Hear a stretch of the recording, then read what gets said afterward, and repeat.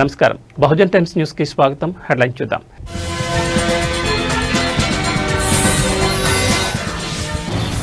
Formula ఈ race కేసులో ACB దూకుడు. 9 నెలల విచారణ తర్వాత ఏసీబీ కీలక నివేదిక ప్రభుత్వానికి సమర్పణ.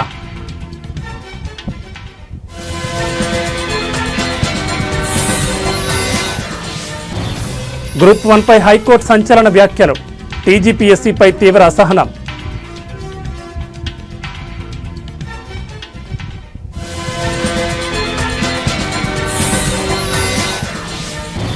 ప్రభుత్వ కార్యాలయాల్లో పవన్ ఫోటో ఏర్పాటుపై ఏపీ హైకోర్టులో పిటిషన్ కొట్టివేస్తూ హైకోర్టు ధర్మాసనం తీర్పు.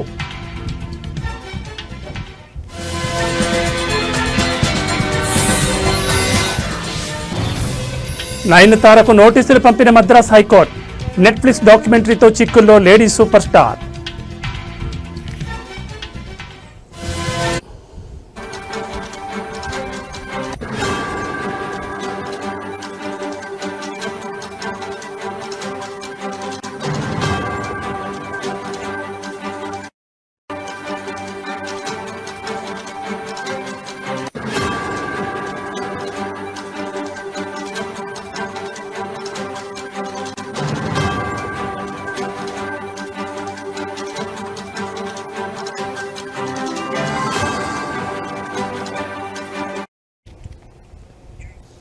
బులెటిన్లో బ్రేకింగ్ న్యూస్ చూస్తున్నాం. ఫార్ములా ఈ కార్ రేసుకు సంబంధించిన కేసులో తెలంగాణ ఏసీబీ దర్యాప్తు వేగవంతం చేసింది. సుదీర్ఘంగా 9 నెలల పాటు సాగిన విచారణ అనంతరం ఈ కేసులో కీలక నివేదికను ఏసీబీ ప్రభుత్వానికి సమర్పించింది. నివేదికలోని అంశాల ఆధారంగా అప్పటి మంత్రి కేటీఆర్తో పాటు పలువురిపై ఛార్జ్షీట్ దాఖలు చేయడానికి అనుమతి కోరింది. ప్రభుత్వం నుంచి అనుమతి రాగానే ఛార్జ్షీట్ దాఖలు చేయనున్నట్లు ఏసీబీ వర్గాలు తెలిపాయి. ఈ పరిణామం రాష్ట్ర రాజకీయ వర్గాల్లో తీవ్ర ఉత్కంఠకు దారితీసింది.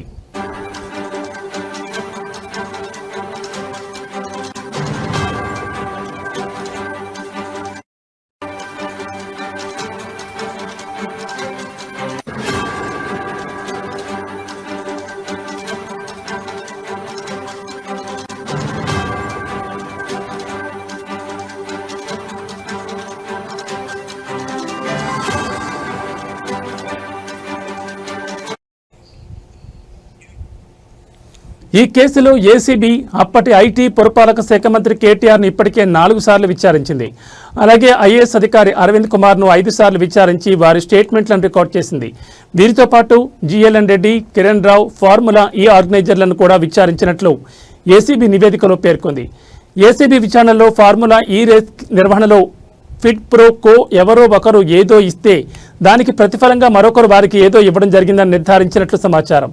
ఈ రేసుకు స్పాన్సర్గా ఉన్న కంపెనీ అప్పటి అధికార పార్టీకి 44 కోట్ల విలువైన ఎలక్టోరల్ బాండ్లను చెల్లించినట్లు ఏసీబీ గుర్తించింది.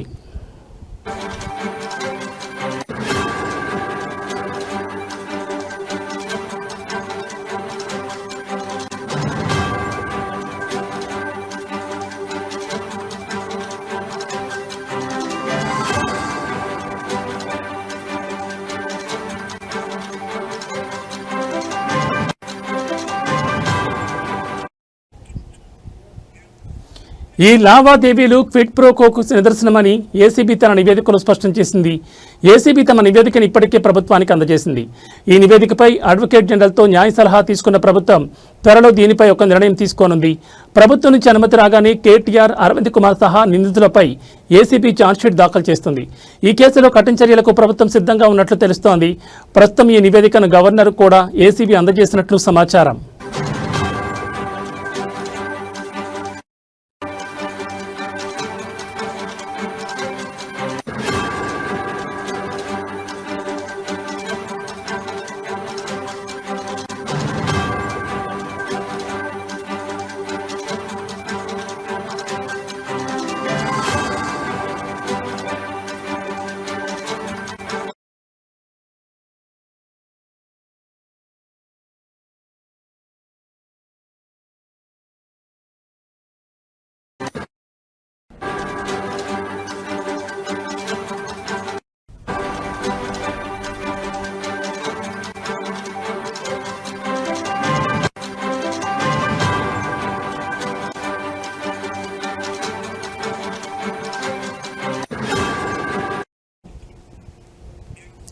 బులెటిన్లో మరో బ్రేకింగ్ న్యూస్ చూస్తున్నాం. హైకోర్టు తాజాగా ఇచ్చిన 222 పేజీల తీర్పు తెలంగాణ రాష్ట్ర పబ్లిక్ సర్వీస్ కమిషన్ పనితీరుపై తీవ్ర ఆక్షేపణ చేసింది.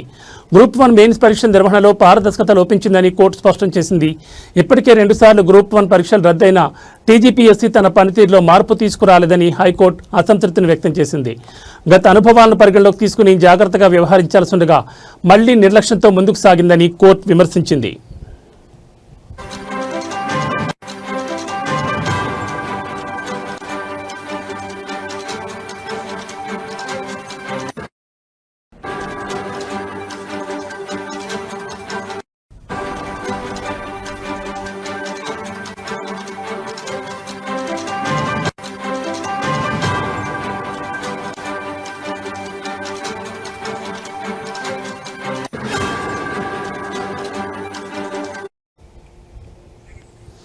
తీర్పులో కోర్టు ముఖ్యంగా తెలుగు మీడియం అభ్యర్థుల సమస్యను ప్రస్తావించింది.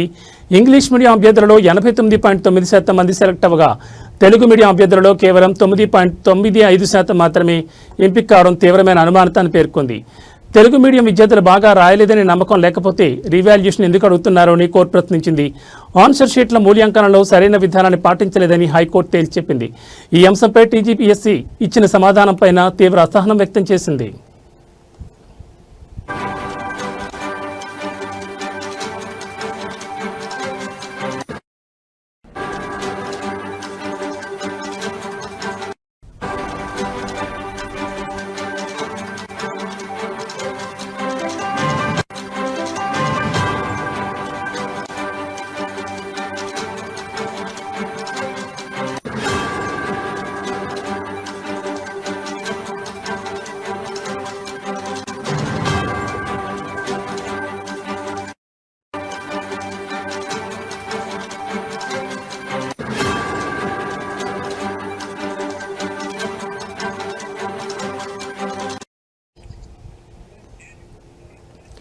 ఆంధ్రప్రదేశ్ పబ్లిక్ సర్వీస్ కమిషన్లో గ్రూప్ 1 నియామకం 3 దశల్లో జరుగుతుంది.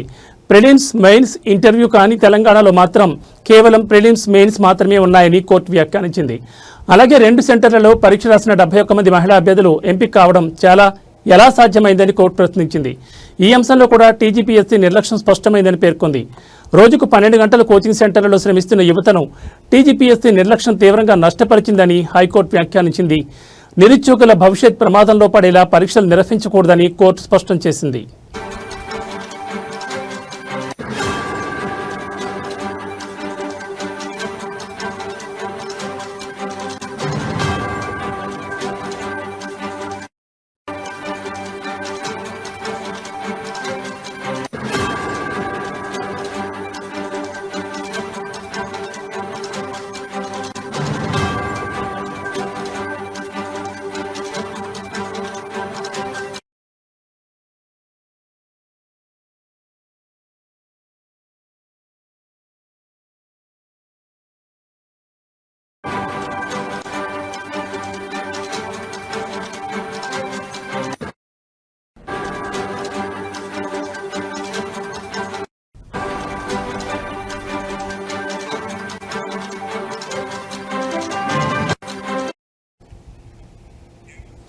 బులెటిన్లో మరో బ్రేకింగ్ న్యూస్ చూస్తున్నాం. ప్రభుత్వ కార్యాలయాల్లో డిప్యూటీ సీఎం పవన్ కళ్యాణ్ ఫోటోను ఏర్పాటు చేయడానికి సవాల్ చేస్తూ దాఖలైన ప్రజా ప్రయోజన వ్యాజ్యాన్ని ఏపీ హైకోర్టు తోసిపుచ్చింది.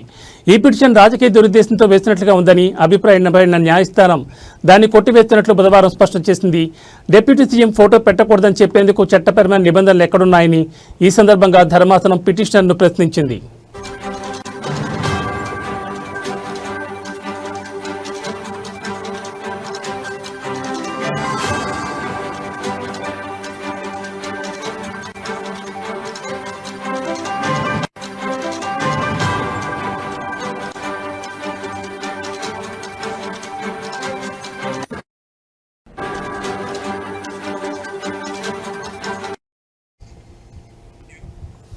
ప్రధాన న్యాయమూర్తి జస్టిస్ ధీరజ్ సింగ్ ఠాకూర్, జస్టిస్ చీమలపాటి రవితో కూడిన ధర్మాసనం ఈ వ్యాజ్యంపై విచారణ చేపట్టింది.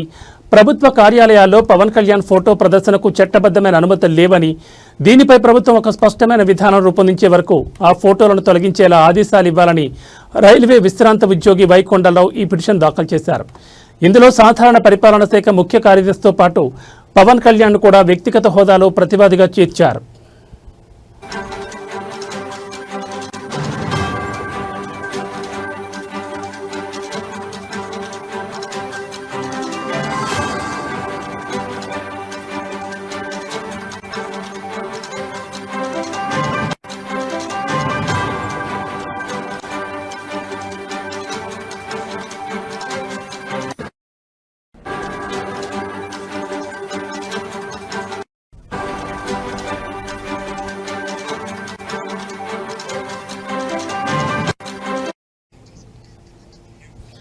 విచారణ సందర్భంగా హైకోర్టు కీలక వ్యాఖ్యలు చేసింది. నిజమైన ప్రజా ప్రయోజనాలున్న వ్యాఖ్యలను మాత్రమే న్యాయస్థానాలు పరిగణలోకి తీసుకుంటాయని స్పష్టం చేసింది.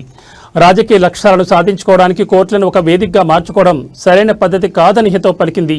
సమాజానికి మేలు చేసే అంశాలపై దృష్టి సారించాలని, అనవసర వ్యాఖ్యలతో కోర్టు సమయాన్ని వృధా చేయొద్దని సూచిస్తూ పిటిషన్ను డిస్మిస్ చేసింది.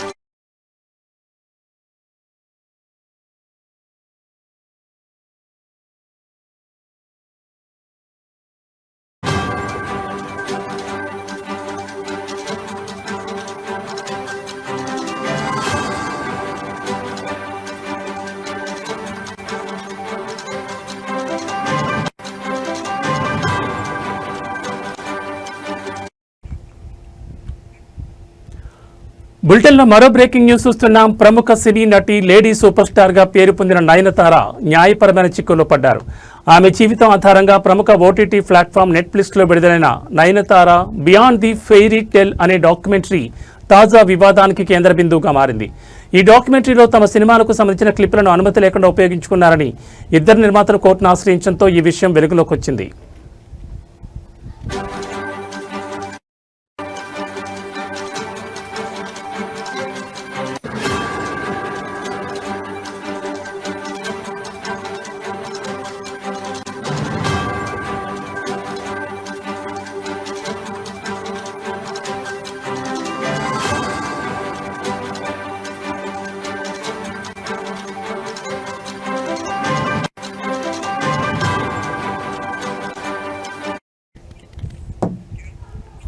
ఈ డాక్యుమెంటరీలో చంద్రముఖి సినిమాకు సంబంధించిన కొన్ని క్లిప్పులను నాన్ రౌడీ ధాన్ చిత్రానికి చెందిన తెర వెనుక ఫుటేజీని తమ అనుమతి లేకుండా ఉపయోగించుకున్నారని ఆయా చిత్రాల నిర్మాతలు ఆరోపిస్తున్నారు.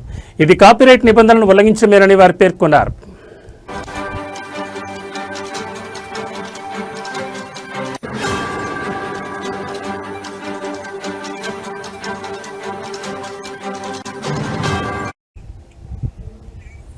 దీంతో చంద్రముఖి నిర్మాత, AP international non rowdy Dhaan నిర్మాత అయిన నటుడు ధనుష్కు చెందిన నిర్మాణ సంస్థ కలిసి మద్రాస్ హైకోర్టులో పిటిషన్ దాఖలు చేశాయి. బుధవారం ఈ పిటిషన్పై విచారణ జరిపిన న్యాయస్థానం నయనతారతో పాటు ఓటీటీ సంస్థ నెట్ఫ్లిక్స్ కూడా నోటీసులు జారీ చేసింది. ఈ వివాదంపై అక్టోబర్ 6వ తేదీలోగా తమ వివరణ సమర్పించాలని ఆదేశించింది.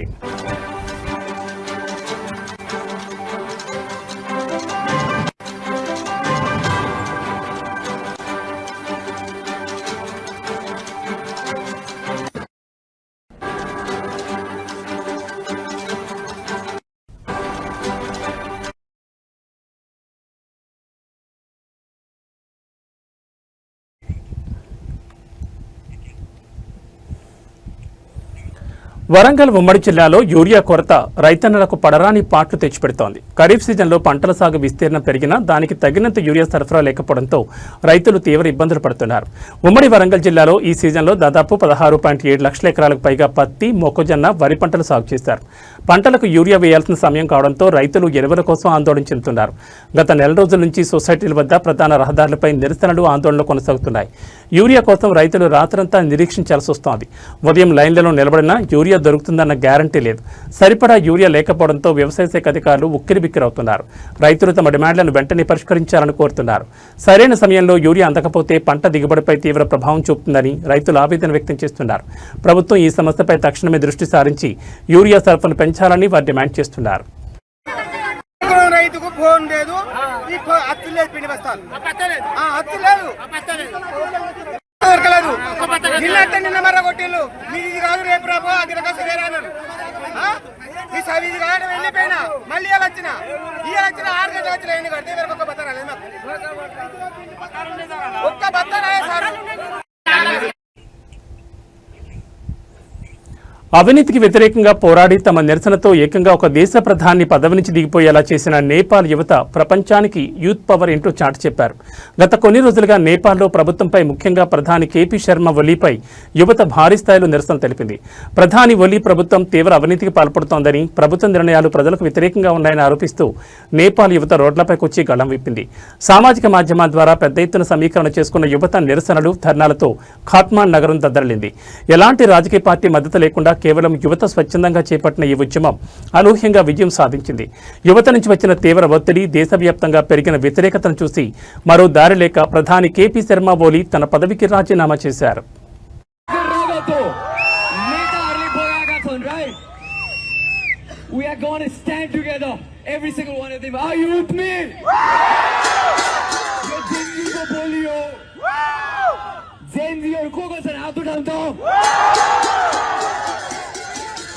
Once more, Gen Zs!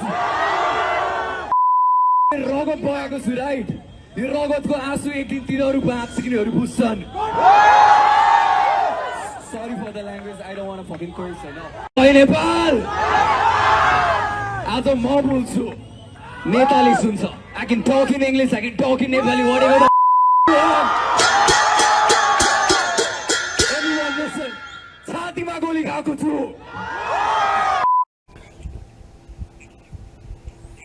మన్యం జిల్లాలోని కస్తూరు గ్రామంలో సరైన రహదారి సౌకర్యం లేకపోవడంతో గిరిజనులకు డోలిమోతల కష్టాలు తప్పడం లేదు. తాజాగా తీవ్ర అనారోగ్యంతో బాధపడుతున్న ఒక వ్యక్తిని ఆసుపత్రికి తరలించేందుకు గ్రామస్తులు డోలి మోయాల్సి వచ్చింది. కస్తూరు గ్రామానికి చెందిన సురేష్ అనే వ్యక్తికి ఉన్నట్టుండి తీవ్ర అనారోగ్యం పాలయ్యాడు. తక్షణమే ఆసుపత్రికి తరలించాల్సిన పరిస్థితి ఏర్పడింది. అయితే గ్రామానికి రోడ్డు మార్గం లేకపోవడంతో అంబులెన్స్ చేరుకోలేకపోయింది. దీంతో గ్రామస్తులు సురేష్ను ఒక డోలిలో పడుకోబెట్టి సుమారు 2 కిలోమీటర్ల మేర కొండ మార్గంలో కిందకు మోసుకొచ్చారు. కొండ కిందకు చేరుకున్న తర్వాత అక్కడి నుంచి ఆటోలో అతన్ని కురుపాం ఆసుపత్రికి తరలించారు. ఈ సంఘటన మరోసారి మారుమూల గిరిజన గ్రామాల్లో నెలకొన్న కనీస వసతులు లేమిని ఎత్తి చూపుతోంది.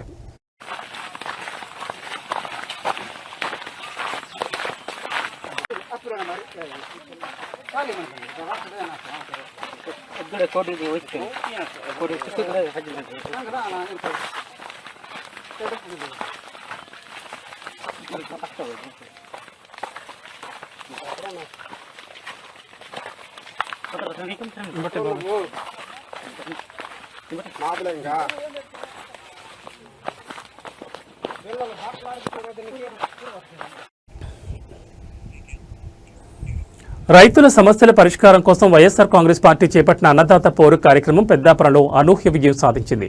పెద్దాపురం నియోజకవర్గ ఇన్ఛార్జ్ దౌలూరు దర్బాబ్ ఆధ్వర్యంలో జరిగిన ఈ భారీ నిరసన కార్యక్రమం కూటమి నాయకుల్లో గుబురు పుట్టించిందని రాజకీయ వర్గాల్లో చర్చ జరుగుతోంది. పెద్దాపురంలోని ఆర్డీఓ కార్యాలయం వరకు వైఎస్ఆర్సీపీ శ్రేణులు, రైతులు భారీ ఊరేగింపుగా వెళ్లారు. ఈ కార్యక్రమంలో జిల్లా వైఎస్ఆర్సీపీ అధ్యక్షుడు దాడిశెట్టి రాజా, జగ్గంపేట, ప్రతిపాడు నియోజకవర్గాల నాయకులు, పార్టీ కార్యకర్తలు పెద్ద సంఖ్యలో పాల్గొన్నారు. నిరసనకారుల సంఖ్య చూసి అందరూ ఆశ్చర్యపోయారు. ప్రభుత్వం రైతులను పట్టించుకోవడం లేదని, వారి సమస్యను పరిష్కరించడంలో పూర్తిగా విఫలమైందని నాయకులు ఆరోపించారు.